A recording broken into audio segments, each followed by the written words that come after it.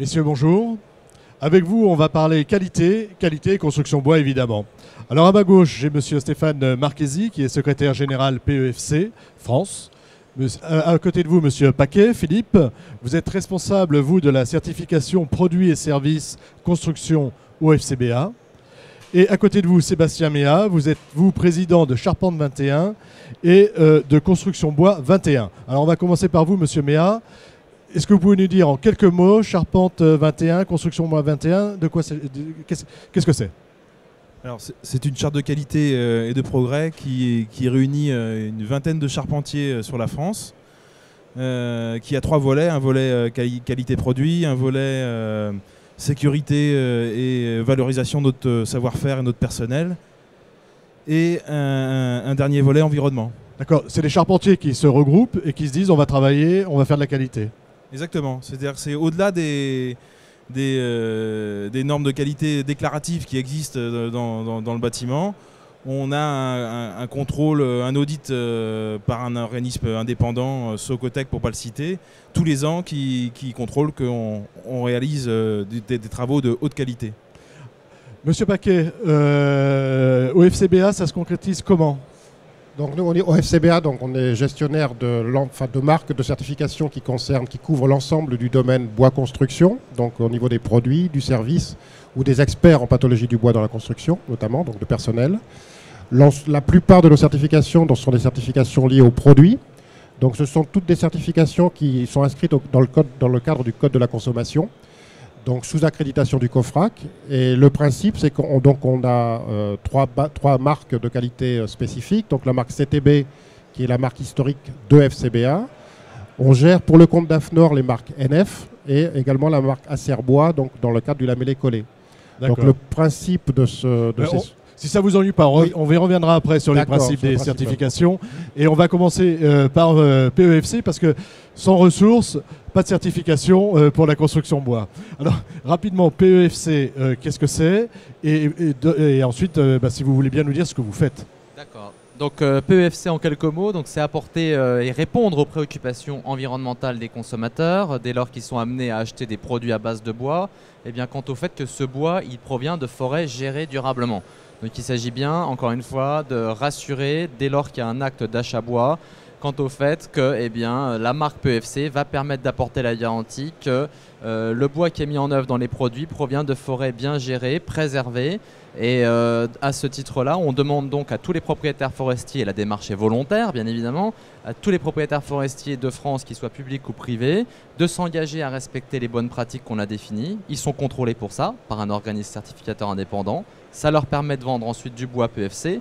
Et ensuite, c'est aux industriels de la filière de jouer le jeu. De jouer le jeu et de réclamer, de dire moi je veux du bois PEFC. Exactement. Alors, très concrètement, combien de participants, j'allais dire, combien d'adhérents? Aujourd'hui, en forêt, c'est 60 000 adhérents. C'est un peu plus de 60% de la production française de bois qui est certifiée. Donc 60 000 adhérents, c'est 60 000 propriétaires, c'est ça? Individuellement. Individuellement, exactement. Et c'est plus de 3 000 entreprises de la filière qui sont titulaires d'un certificat PEFC. Il faut rappeler que pour qu'une entreprise, dans le domaine de la construction, dans les autres domaines, puisse être en capacité de vendre des produits avec la marque PEFC, il faut qu'elle-même fasse l'objet d'une certification qui va simplement viser à s'assurer que lorsqu'elle va mettre un logo PEFC sur une charpente ou sur une construction, c'est bien du bois PEFC qui est rentré dans la fabrication. Alors question piège, une forêt gérée durablement, c'est quoi? Alors d'abord et avant tout, c'est d'assurer le renouvellement de la forêt. On préfère un renouvellement de manière naturelle avec des essences d'arbres qui soient adaptées aux conditions locales.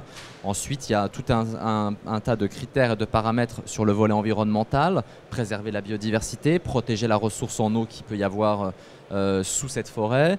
Et puis, c'est permettre aussi l'utilisation des différents usages sociétaux de la forêt.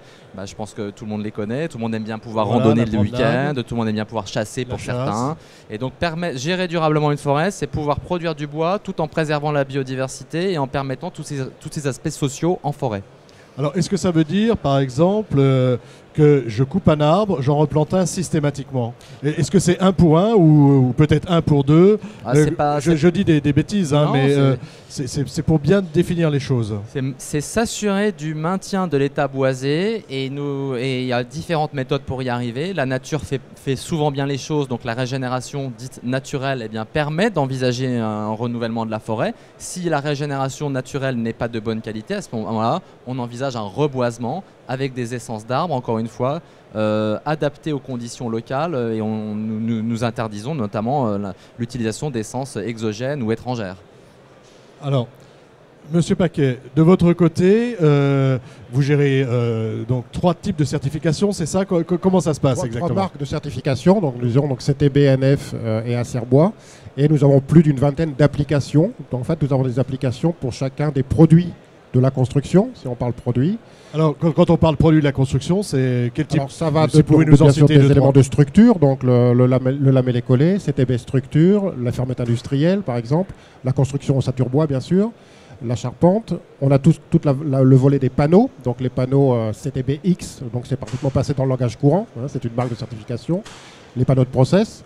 Ensuite, on a tout le volet menuiserie, donc avec les fenêtres, les portes, le parquet, et puis tout le volet de la durabilité préservation.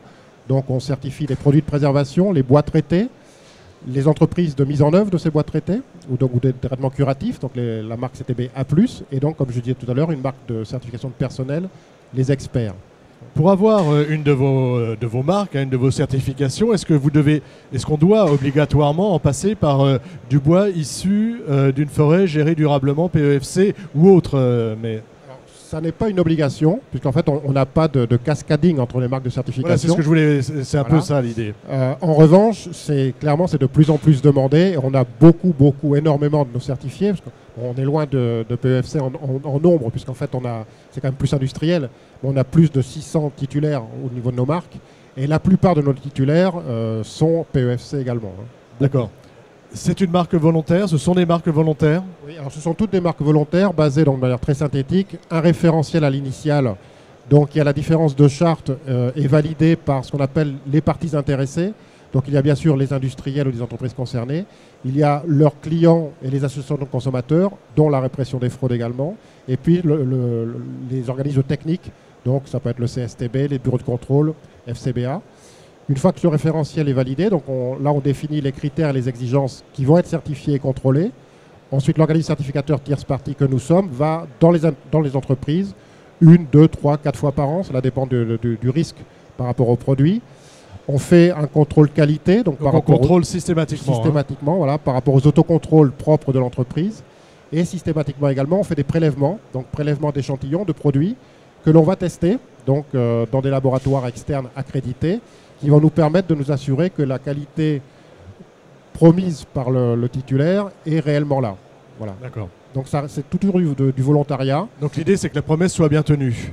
Absolument. Et l'intérêt pour les titulaires, c'est d'avoir, parce que bien sûr ça a un coût, mais c'est de pouvoir vendre, donc d'un point de vue commercial et marketing, une qualité vue et référencée et validée par une C'est se différencier, c'est d'être sûr d'apporter à son client une marque de qualité et un engagement de la tierce partie, puisque nous sommes juridiquement engagés aux côtés de l'industriel certifié en cas de non-respect des exigences. Alors voilà, qu'est-ce qui se passe si jamais après un audit, on s'aperçoit que l'industriel ne respecte pas ce à quoi il s'était engagé au départ? Il y a 2 solutions. Soit c'est l'organisme certificateur qui s'aperçoit que les critères ne sont pas vérifiés ou que la qualité n'est pas au rendez-vous.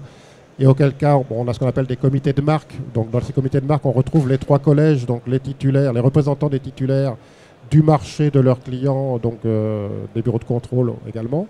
Donc, à ce moment-là, il y a différents niveaux de sanctions. Voilà, j'imagine, on peut l'exclusion ou alors on peut avoir des contrôles renforcés, on doit demander des suspensions provisoires, faire ses preuves, c'est ça? Des exclusions. Bon, il faut rassurer quand même, bien que ça soit les contrôles sont très sérieux. En règle générale, les industriels ou les entreprises ça se sont passe également bien. Finalement, très sérieuses. Si on va à la certification, ça veut dire qu'on sait... En amont, on a déjà beaucoup travaillé le sujet. Voilà, et juste, donc, par contre, ce que l'on fait également, c'est on peut être amené, nous, les certificateurs, à intervenir dans le cadre de contrôle marché, donc des remontées terrain. Donc un client, en fait, d'un titulaire qui n'est pas satisfait. Qui n'est pas satisfait, va venir nous voir. Voilà, vient nous voir, nous informe, et ça fait partie de notre rôle de nous assurer qu'effectivement, s'il y a problème, l'industriel va bien intervenir. pour régler ce litige. Ce litige. Voilà. Alors, Monsieur Méa, du côté des charpentes 21, comment ça se passe? Est-ce que vous êtes adhérent COFRAC, pas COFRAC? Comment les choses se passent, vous? Est-ce que c'est que du déclaratif? Est-ce qu'on va faire de l'audit aussi sur chantier? Alors, donc on n'est pas COFRAC, c'est une charte de qualité et de progrès, donc c'est avant tout fait aussi pour faire progresser l'entreprise. Et parmi tous les adhérents, je ne connais pas une seule entreprise qui regrette d'être adhérente, puisqu'elles ont toutes progressé, tant en termes de qualité que de chiffre d'affaires en fait, derrière. On a un audit, on va au-delà du produit en fait. Nous on vend un ouvrage, on va jusqu'à la mise en œuvre. C'est-à-dire que vous êtes sur la mise en œuvre, vous n'avez pas de produit fini en tant que tel que vous allez poser. Voilà. Standard. Ce n'est que du sur-mesure. Donc on a un audit annuel qui contrôle aussi bien la conception, la qualité de fabrication de notre produit et nos tolérances, et la mise en œuvre. Tous ces points sont vus selon une grille qu'on a définie ensemble. Excusez-moi, comment ça se passe? C'est des pairs qui vont vérifier ou est-ce que c'est un organisme indépendant? Non, c'est un bureau de contrôle indépendant. C'est un bureau de contrôle indépendant. Ça se passe combien de fois par an ou combien de fois tous les 5 ans une fois par an. C'est une fois par an. Donc voilà. Une fois par an, chaque entreprise adhérente, Charpente 21 ou Construction 21, va être auditée. Voilà, c'est ça, avec une obligation d'avoir progressé par rapport à l'année précédente. Avec une obligation d'avoir progressé. Alors, donnez-nous un exemple, parce que ça veut dire quoi, par exemple? Progresser Alors, sur quel type de... Chaque année, l'auditeur qui vient dans l'entreprise nous fait des recommandations, un certain nombre de recommandations, et il s'attend à ce que l'année d'après, on ait appliqué, alors pas 100% des recommandations, hein, mais oui. qu'on ait... mais vous-même, vous êtes adhérent, et j'imagine que vous êtes aussi constructeur.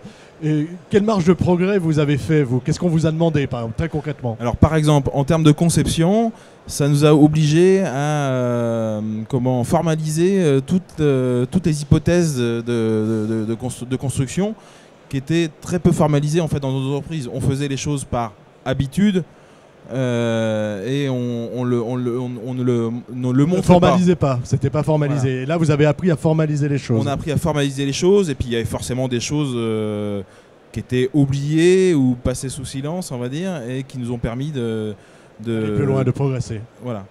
Alors, je vais m'adresser à vous, Monsieur Marchesi. Même question, et je vais vous demander de faire très rapide parce qu'on arrive à la fin. Chez vous, comment ça se passe? Il y a des audits, Oui, alors en fait, la certification PEFC consiste en un audit annuel sur site par des organismes certificateurs indépendants. Donc, il y a une liste qui est disponible sur notre site internet. Ensuite, donc l'entreprise est contrôlée, ça dure généralement une demi-journée à une journée par an. Ce contrôle vise à s'assurer que l'entreprise, pour faire court, ne vend pas plus de bois PEFC que ce qu'elle n'a acheté de matières premières équivalentes. C'est à peu près ça le principe.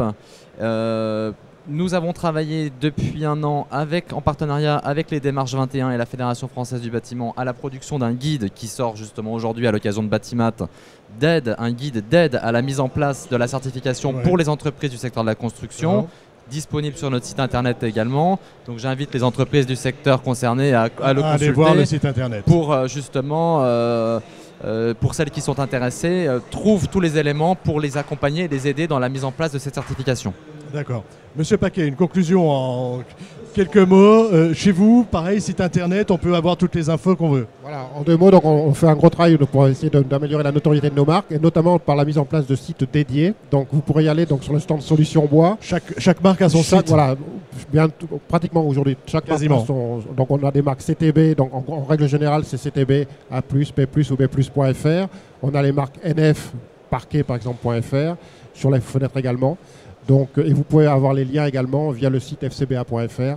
Mais en gros, chaque marque a son site sur lequel on va retrouver les conditions pour accéder à cette certification, les référentiels, les coûts bien entendu. Voilà, donc tout est indiqué. Du côté de Charpente 21, on a un site internet, comment on adhère, comment vous recrutez? Alors, 15 secondes. On a un site internet, c'est charte21.com. On recrute Et en gros, vous êtes aujourd'hui, je crois, une vingtaine, c'est ça? Une vingtaine, voilà. Vous avez un objectif ou simplement vous préférez qu'on vienne vers vous parce qu'on a vraiment avant envie? tout un objectif qualitatif. Donc on recrute les gens qui veulent adhérer chez nous en faisant un audit on va dire initial pour savoir s'ils sont au niveau, et puis après on leur ferait des prescriptions pour qu'ils progressent et qu'ils rentrent dans la charte. 15 secondes pour finir, ça marche puisqu'aujourd'hui, au bout de 6 ans, on commence à être prescrit dans les CCTP. Des architectes font appel à nous et demandent des chartes de qualité. Vous commencez à être connu, il y a une charte de qualité, on sait. Donc du bois de qualité, des marques de qualité et des entreprises de qualité. Exactement. Merci beaucoup messieurs.